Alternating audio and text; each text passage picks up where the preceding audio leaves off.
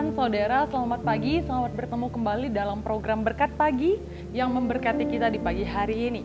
Hari ini kita masih ada dalam kitab pembahasan kitab Zakaria yang sudah kita bahas di minggu-minggu lalu, dan saat ini kita akan membahas kitab Zakaria. Kita fokus di pasal 6 ayat yang ke-13 sampai ayat yang ke-15. Sekali lagi Zakaria 6 ayat 13 sampai ayatnya yang ke-15. Saya bacakan bagi kita semua. Saudara boleh simak di tempat saudara berada. Firman Tuhan demikian berbunyi, Dialah yang akan mendirikan bait Tuhan, dan dialah yang akan mendapat keagungan dan akan duduk memerintah di atas tahtanya. Di sebelah kanannya akan ada seorang imam, dan permufakatan tentang damai akan ada di antara mereka berdua. Dan mahkota itu akan tetap tinggal dalam bait Tuhan sebagai tanda peringatan akan Heldai, Tobiah, Yedaya, dan akan Yosia bin Zefanya. Ayat yang ke-15. Orang-orang dari jauh akan datang untuk turut membangun bait Tuhan. Maka kamu akan mengetahui bahwa Tuhan semesta alam yang mengutus aku kepadamu. Dan hal ini akan terjadi apabila kamu dengan baik-baik mendengarkan suara Tuhan Allahmu. Saudara yang diberkati oleh Tuhan, kita tahu bersama, kita boleh membahas hari-hari kemarin bahwa tujuan penulisan kitab Zakaria ialah mengajarkan bahwa segala sejarah dunia sudah berada dalam pengetahuan Allah dan dalam kuasanya. Segala yang akan terjadi ke depannya sudah ada dalam kuasa Allah, sudah ada dalam kendali Allah.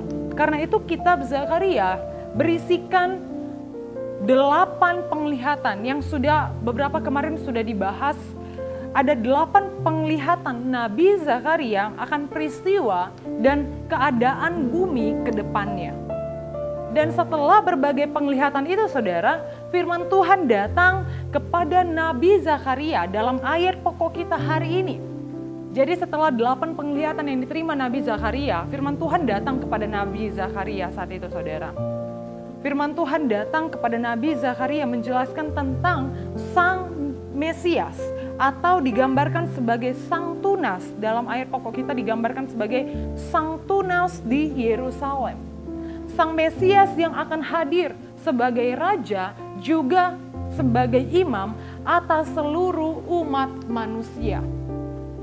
Perlu kita ketahui, saudara, bahwa pada zaman raja-raja dan setelah peristiwa pembuangan, bangsa Yehuda, pemerintahan Yehuda ini dipimpin oleh 2 orang yang berbeda. Yakni dipimpin oleh raja dan dipimpin juga oleh imam.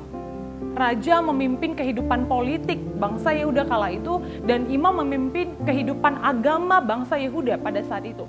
Dan baik raja maupun imam pada masa itu seringkali hidup dalam kebobrokan imam.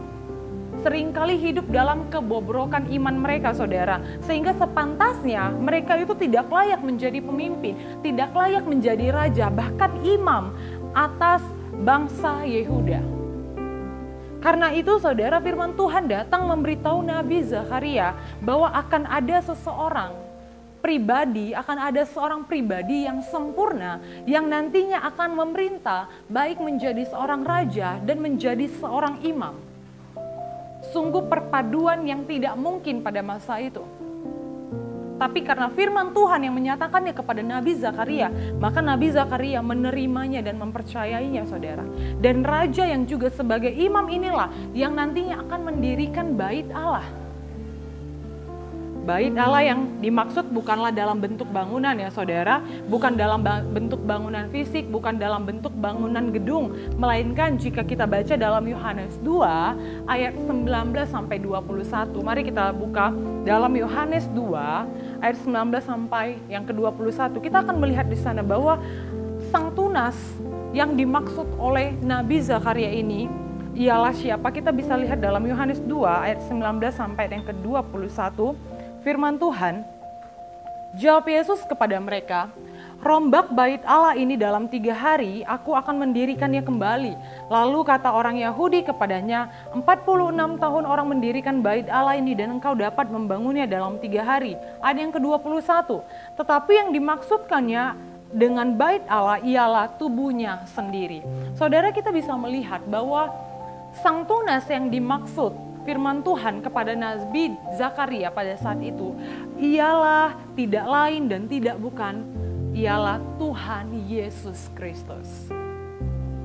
Tuhan Yesus Kristus, saudara.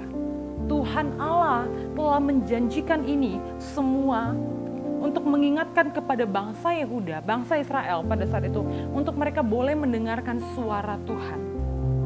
Untuk mereka boleh mendengarkan suara Tuhan dengan sebaik mungkin. Mari kita perhatikan dalam ayatnya yang ke-15, sekali lagi saya bacakan buat kita.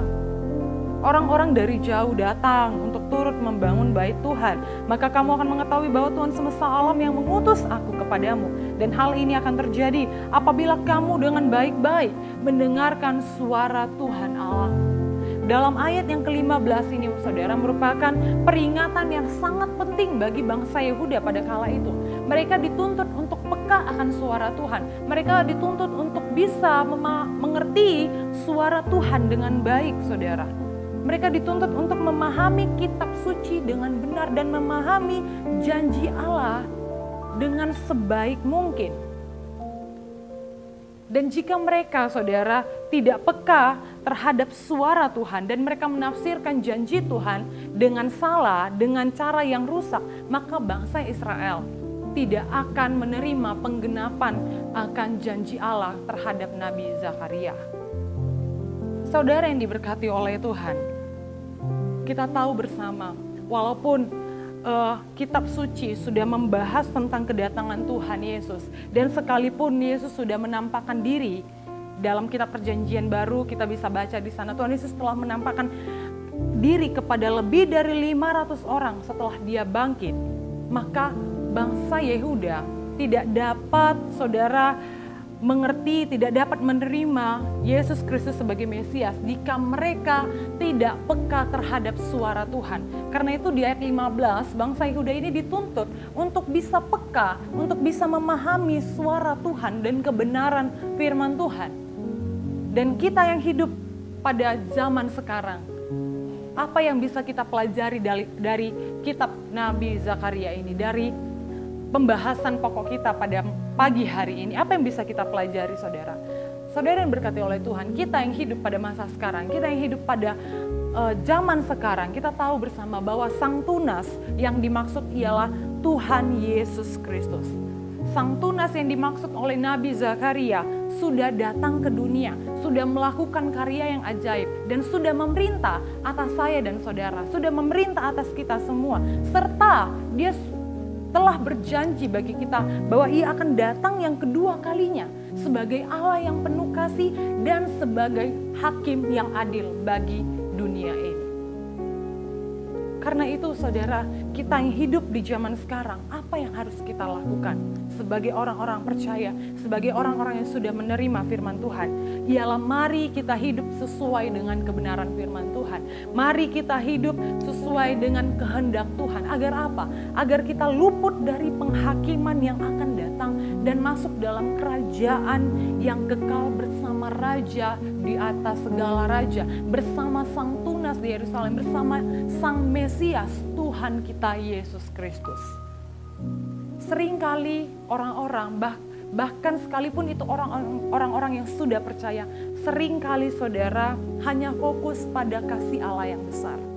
Ya memang Allah itu kasih Allah sangat besar buat kita semua. Tapi kita harus mengingat, dalam Mazmur 7 ayat yang ke-12 dikatakan juga bahwa Allah juga ialah sebagai hakim yang adil. Allah juga adalah sebagai hakim yang adil. Allah itu kasih, tapi Allah juga ialah sebagai hakim yang adil.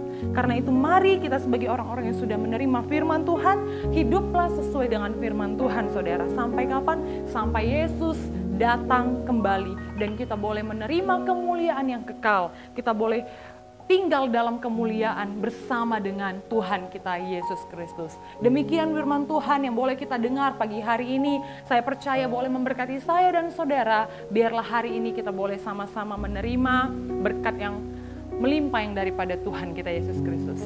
Terima kasih, Tuhan Yesus memberkati. Immanuel, Allah beserta kita. Kami perlu Kau Tuhan.